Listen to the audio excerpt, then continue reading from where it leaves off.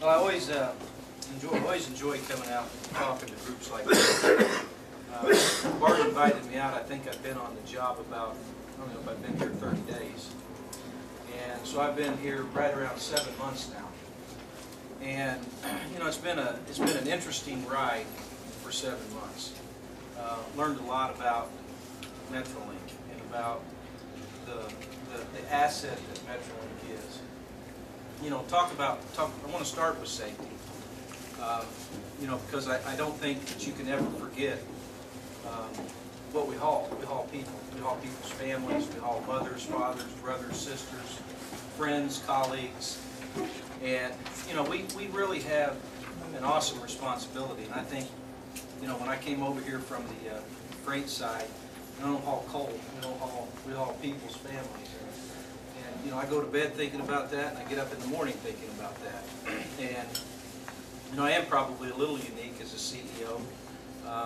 I spent 2 tours in my career as a director of safety. And, you know, it wasn't, you know, I got into it just because I saw what happens when you don't manage safety. And what can happen to people's lives when you don't have a good safety program. And, you know, I'm really pleased in the 7 months since I've been here to look at how far we've come in safety. You know, most people think, what is safety? Most people don't really think about what it is. They'll describe it to you. Ask people to say, well, describe to me what safety is. They say, oh, it's going home the same way I came to work, or it's, you know, going to work and not getting hurt, or not having an accident. That's an outcome. But to be really good at safety is a lot of hard work, and it's a commitment. And, you know, there's a lot of work that goes into being world-class at safety. And I'm fortunate I've got Fred on my staff, and I want him to come tonight just to get a chance to meet everybody and introduce Fred, because he's such a key member of our staff. But you know, safety's not Fred's responsibility. It's everybody's responsibility.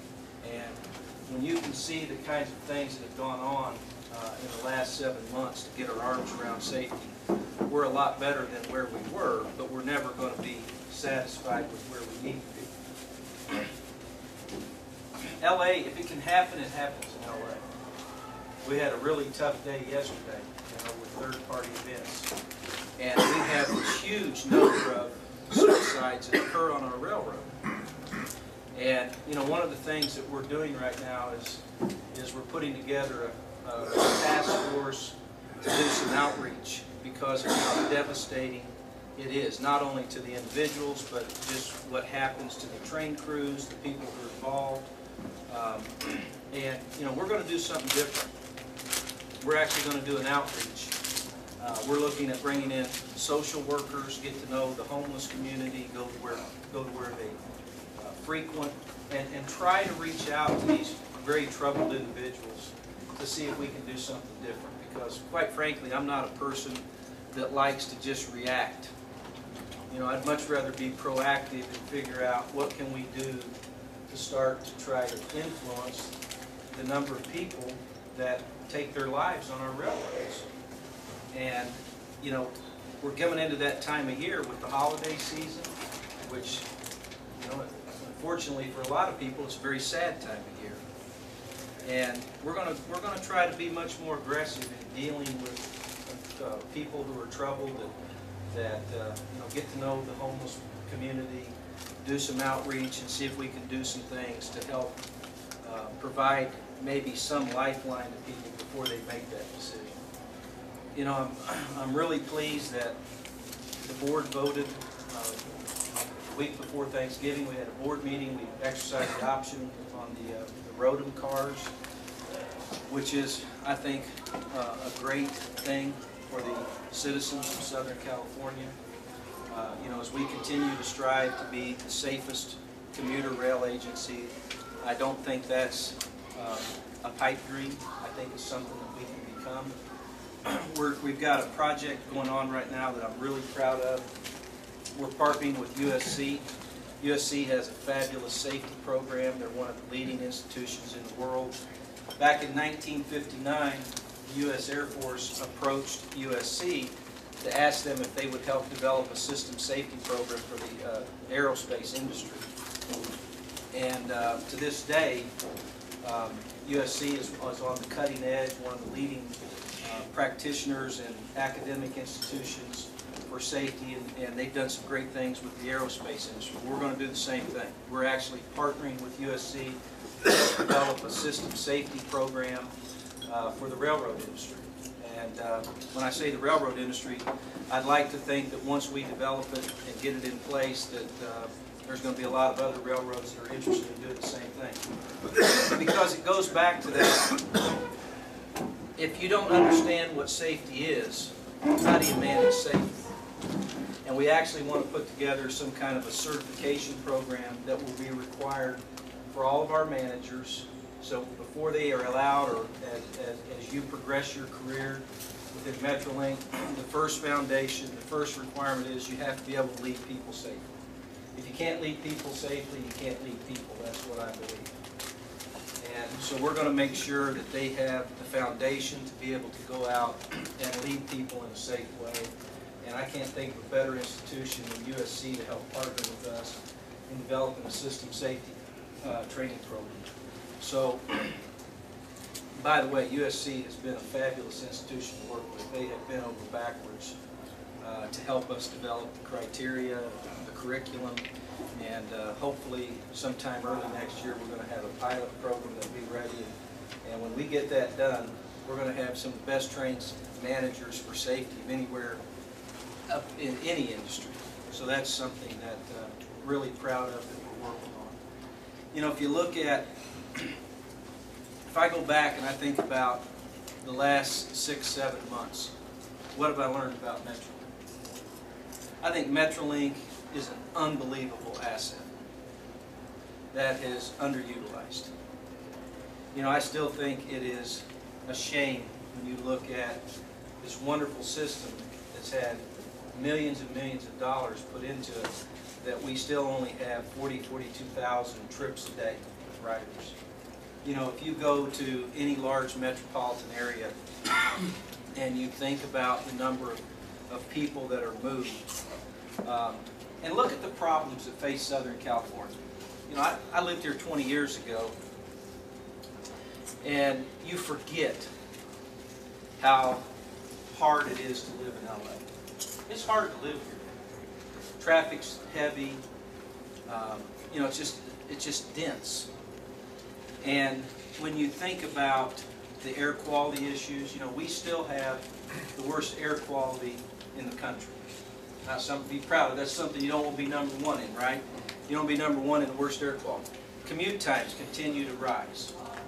So if you're an elected official and you're looking at population growth, you're looking at air quality issues, what options do you have? Because mobility is so important for growth.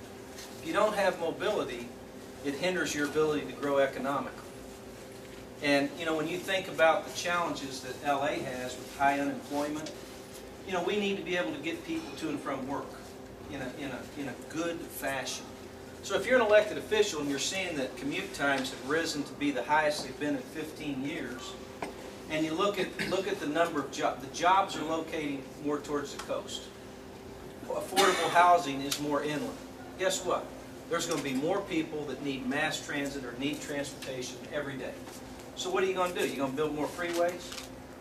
It costs, what, $80 to $100 million to build 1 mile of freeway.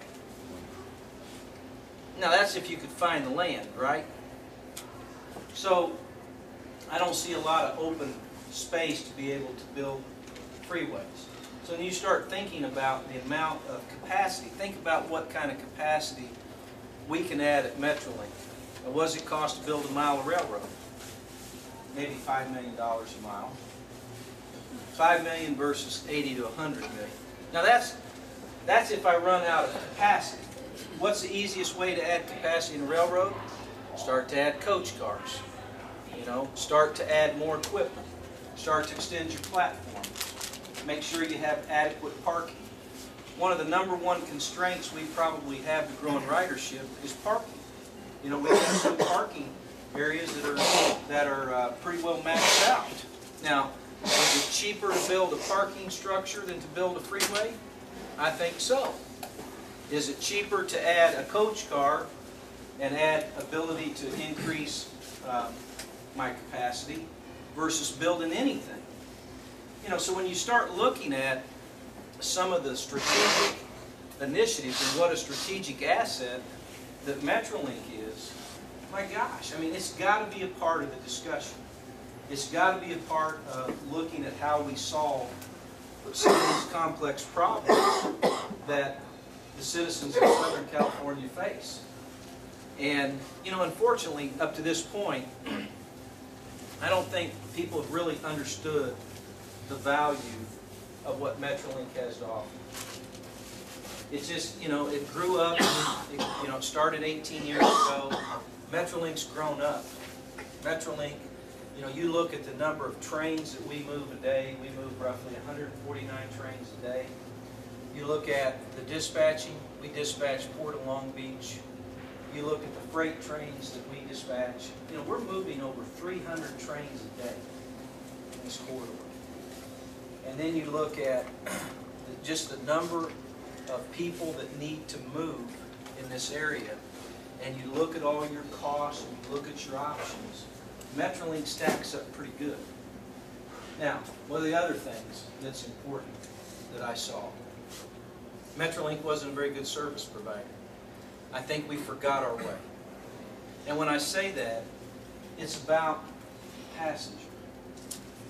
You know, I mean, when you get on our trains, you should get on a train that's on time. You should get on a train that's clean. You should get on a train where you're treated fairly and properly and treated with respect. You should have communication so you know what's going on.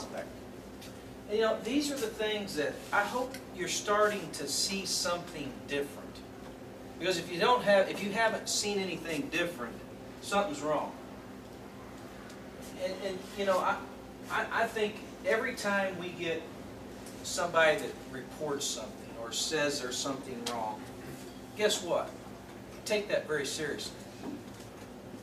Because if somebody takes the time to write you a letter, somebody takes the time to tell you that there's something wrong or that there's something wasn't right or your service wasn't what it was supposed to be, you need to make sure you follow through on that. You know, we have looked at our on-time performance, and Dennis Marzak took over operations.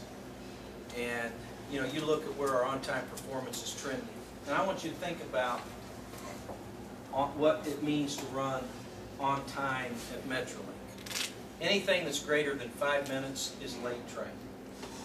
Now, my goal is to run a 97% on-time railroad. To run 97% on time out of those 149 trains a day, we can roughly have 4 failures a day. 4 late trains. Now, to run those 149 trains, we do that with 32 sets of equipment. So you think about how that equipment turns. So everything is very dependent upon being on time. If you have a failure, that just all starts to cascade. So one train failure, if you lose one train, you can lose several trains. Now, talk about Southern California.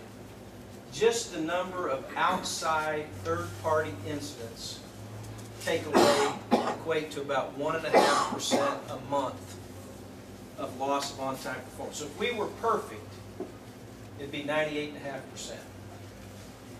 Now, last month we came within 10 trains of making 97%. This morning, from yesterday, we had a pretty rough day with some third-party events.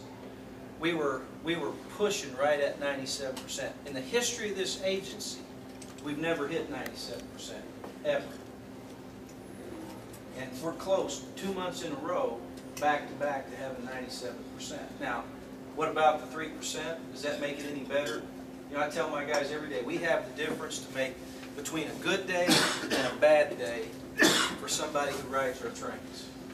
If you get on our train, and I think about my daughter a lot. My daughter is a working mother. She has 2 children she puts in daycare, has in daycare. And if she's late to that day